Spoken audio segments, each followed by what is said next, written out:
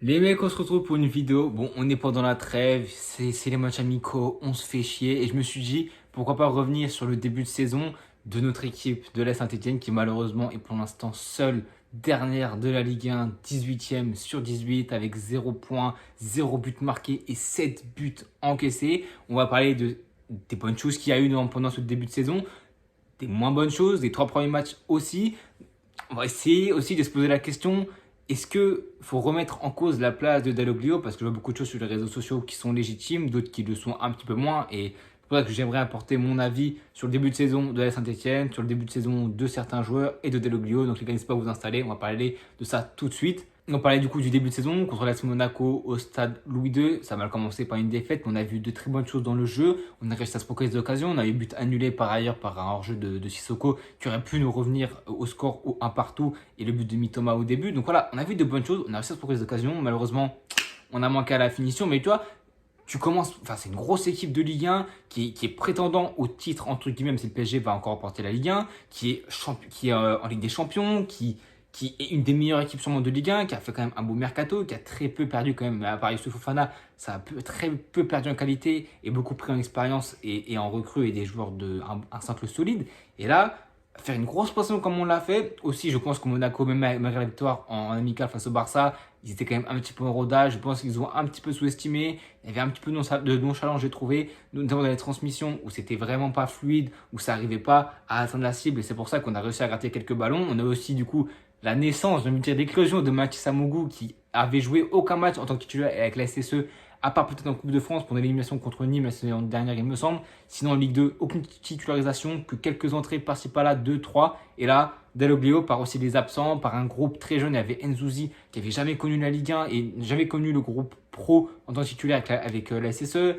Pedro aussi côté droit, Ben Hall qui connaît sa première titularisation avec la SSE en Ligue 1, Davidashvili en Ligue 1 c'est pareil, il y avait beaucoup de tests et d'appréhension et d'incertitude quand tu vois des Ben Hall titulaires, Pedro Nzouzi, bref, tout ce que je vous ai dit, tu auras pu te poser des questions et ça a très bien marché, notamment pour Mathis Amougou qui, au cœur du jeu, on l'a vu, il a fait sensation auprès de tous ceux qui ont pu voir le match. Clarkson s'est d'ailleurs intéressé pendant le mercato.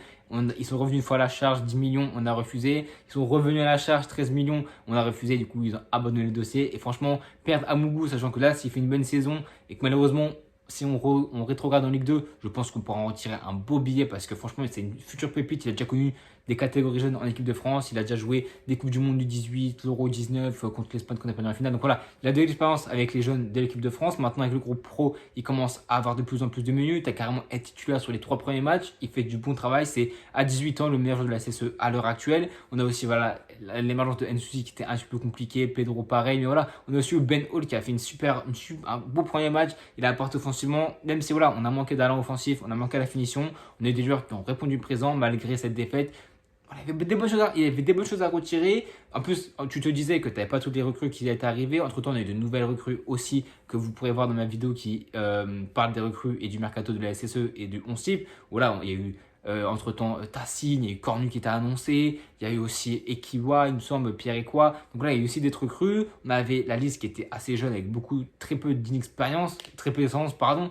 Il y avait aussi Mouefek qui n'était pas là, il y avait Bouchoirie qui n'était pas là, il y avait Masson qui n'était pas là. Apia, il me semble pas qu'il était là. Il y avait beaucoup d'absents. On s'est bien sorti. Et la descente aux enfers a été dure. Parce que tu perds contre Monaco 1-0, tu crées des occasions, tu as un but hors jeu, etc. Pour Monaco, si on a eu un ou deux, il me semble. Donc voilà, je te dis, il y a de très bonnes choses à retirer. Ça annonce du bon pour la suite. Et la descente aux enfers a été dure. Défaite 2-0 contre le Havre, une semaine après, il me semble, à domicile, à la maison. Tu t'es fouetté 2-0 par une Panenka, par un but en corner, il me semble, où Cafaro, il n'est pas dessus. Franchement, c'était une catastrophe. Quasiment pas d'occasion, très peu d'allant offensif, très peu de mouvement, très peu d'élimination de vivacité, très peu d'envie et d'idées en fait. Il n'y avait pas d'idées, il n'y avait pas de création, on manquait de créatif. Et là, honnêtement, on commençait à sentir un petit peu que ça sentait pas très bon. Déjà qu'offensivement, on n'a toujours pas marqué pendant le deuxième match contre le Havre. On s'est créé que très peu d'occasions. Cafaro a multiplié les tentatives, bien arrêté par un gros gardien aussi qui a fait de très belles parades. Je crois que c'était Desmas, il me semble, de très grosses parades. On n'a pas eu de chance parce qu'on est tombé quand même sur des gros gardiens, que ce soit Cône, il me semble, au côté de Monaco, là, Desmas.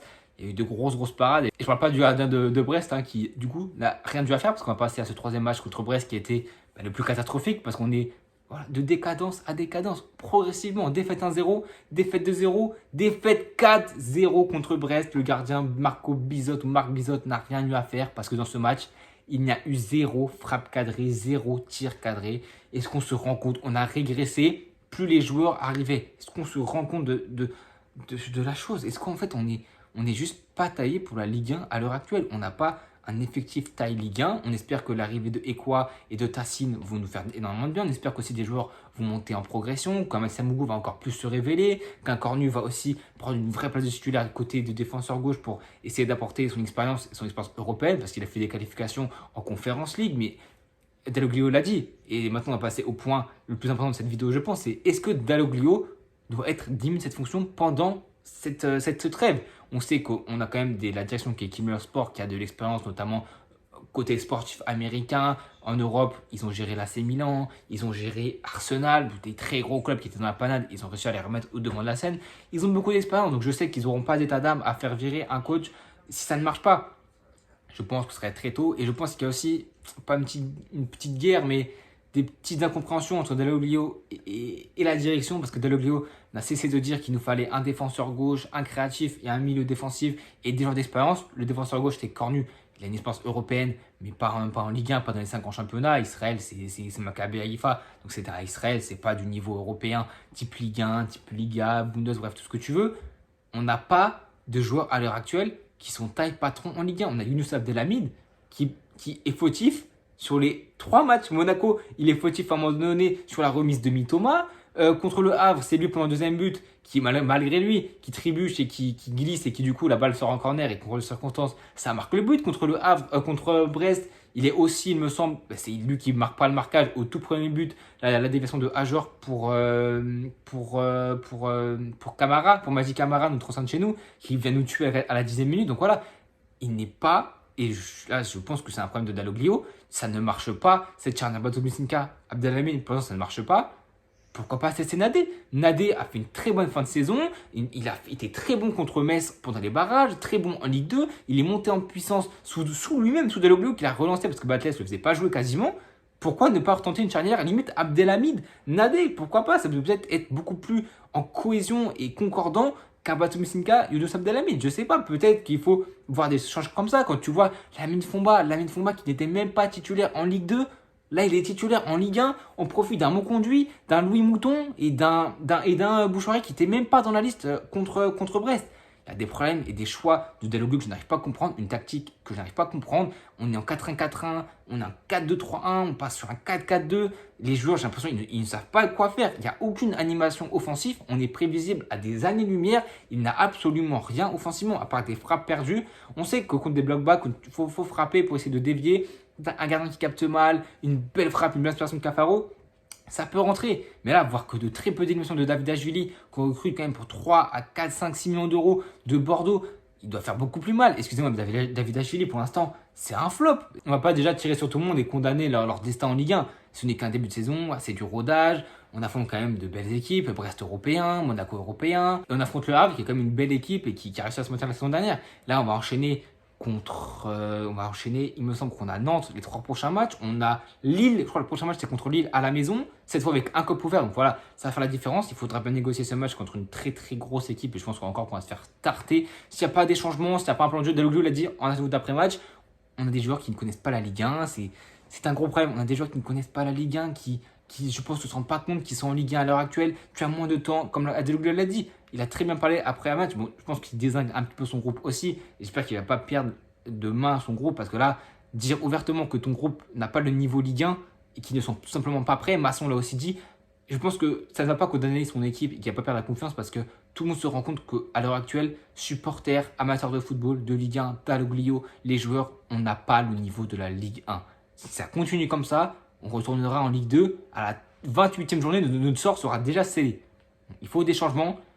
Dalloglio voulait travailler pendant la trêve, mais malheureusement, il y a énormément de joueurs qui sont en jeunes français, des jeunes internationaux belges. Voilà, il a dit, Stassine, il a rejoint le club, il va même pas le voir avant le prochain match contre Lille, tellement il va être en espoir Belgique, en espoir belge. Donc voilà, il y a des choses à changer. Est-ce le coach qui va changer? Je ne pense pas. même s'il a fait des choix qui sont contestables. Faut pas oublier tout ce qu'il nous a apporté en Ligue 1. Faut pas rester non plus de la nostalgie de ce qu'il nous a apporté en Ligue 1, en Ligue 2, pardon, parce qu'il a quand même fait des choix forts qui ont des fois marché, des fois pas marché. Mais si on est en Ligue 1, c'est grâce à lui. Mais je pense qu'à un moment donné, et dites-moi comment vous êtes d'accord, mais il faut se détacher aussi si ça ne marche pas. On a vu que Dalloglio en Ligue 1, il a toujours pris des petites équipes, il n'a jamais forcément réussi. Il a déjà entraîné Brest, il me semble, 2-3 ans, il me semble. Donc voilà, et Montpellier aussi, que des équipes de bas de tableau, il a réussi à faire mentir Montpellier, etc.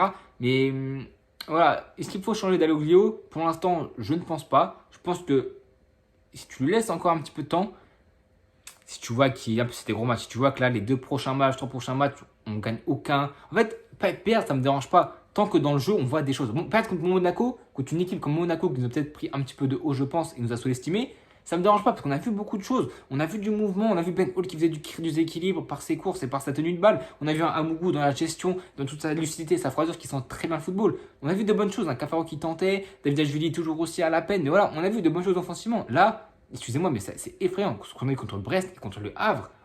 Franchement, si ça ne change pas après la trêve, là, ok, là, il faut changer d'entraîneur. Là, parce que là, c'est pas un problème c'est un problème de joueurs, d'entraîneurs et de direction. Je pense que tout le monde ne se comprend pas forcément. Dalloglio demandait des joueurs d'expérience, il n'en a pas eu. Que Abdelhamid, il en voulait au moins un ou deux. Des profils qu'on ne connaît pas, des mecs qui sont voués à être des joueurs prometteurs, mais qui n'ont aucune assurance à l'heure actuelle. Des joueurs qui n'ont aucune connaissance de la Ligue 1 et des gros championnats. Ben Hall, il vient d'Australie. Bouaki, il vient je crois, c'est Pays-Bas. Stassine, il est très jeune. Tu vas pas mettre sur le dos d'un gamin de 19 ans.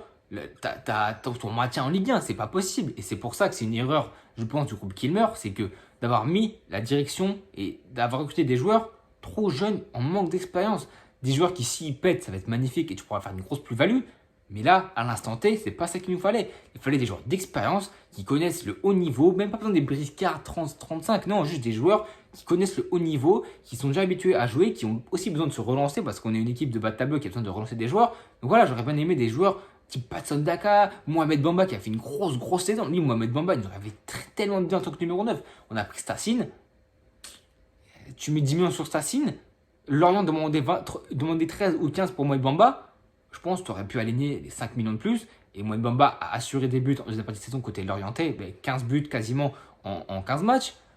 J'aurais aimé un profil Mohamed Bamba qui est expérimenté de la Ligue 1, qui est aussi venu de Wolfsberg. Donc voilà, la compatibilité avec Bouaki aussi aurait pu être intéressante. J'espère que Bouaki du coup sera notre Mohamed Bamba côté droit. En tout cas, on a eu beaucoup de très mauvaises choses.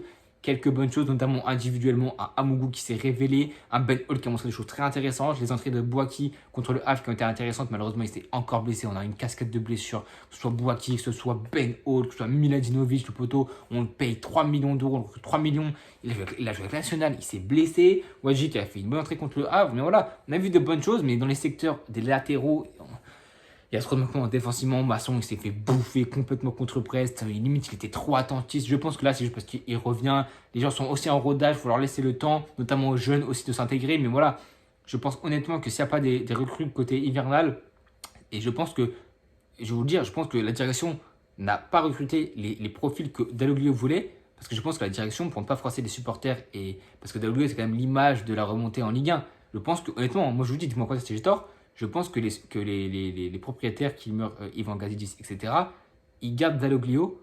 Et honnêtement, je vous dis, à la trêve, ça ne m'étonnerait même pas que Dalloglio saute. Comme je dis pendant mon débrief contre Brest, Dalloglio pourrait sauter à la trêve, ça ne m'étonnerait même pas. Les entraîneurs qui jouent le maintien ont de moins en moins de temps et de sursis pour s'en sortir parce qu'il faut des résultats vite, tout de suite et des bons résultats. Dalloglio, pour l'instant, c'est 3 matchs, 3 défaites, 0 but. C'est compliqué, des buts encaissés.